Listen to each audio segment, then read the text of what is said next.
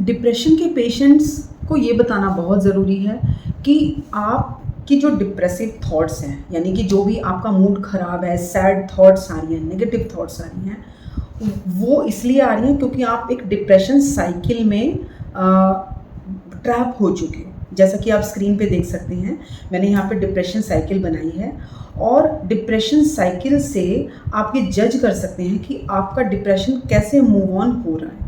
यानी कि डिप्रेशन में आपको वो चीज़ें जो पहले आप इंजॉय करते थे, खुश होके वो वहाँ पर हम अपना टाइम स्पेंड करते थे, वहाँ पे हम नहीं कर रहे, हमें वर्थलेसनेस की फीलिंग आ रही है, यानी कि हमें लगता है हमें कुछ नहीं आता, हम बिल्कुल गिल्ट फीलिंग में चले गए, हमें लगता है कि हम बिल्कुल इम्पॉर्टेंट नहीं है, हमारा कोई यूज़ नहीं है, हमारी लाइफ बिल्कुल अनइम्पॉर्टेंट है और इससे अच्छा तो मैं अब कुछ भी काम करने के लायक नहीं रहा। तो ये डिप्रेशन के पेशेंट को इस साइकिल के बारे में बताना ज़रूरी है और डिप्रेशन की साइकिल तभी तोड़ी जा सकती है जब उनको हैप्पी हार्मोन्स रिलीज़ कैसे होते हैं उनके बारे में जानकारी दी जाएगी। तो डिप्रेशन के पेशेंट्स में हम सीबीटी करते हैं, यानी कि कोग्निटिव बिहेवियर थेरेपी।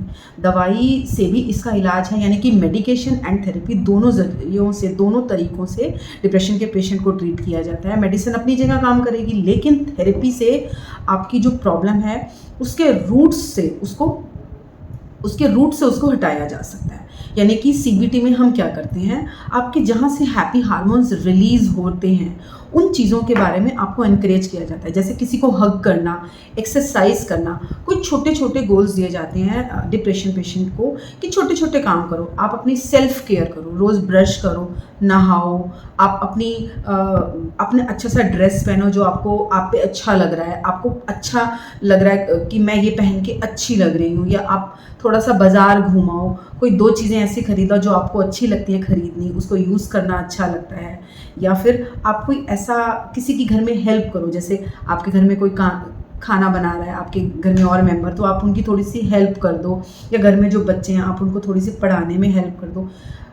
शुरू में ये चीज़ें आसान नहीं होती क्योंकि एक डिप्रेशन का पेशेंट उस माइंडसेट में नहीं होता कि वो नॉर्मल पर्सन की तरह ये सब चीज़ें आसानी से कर सके।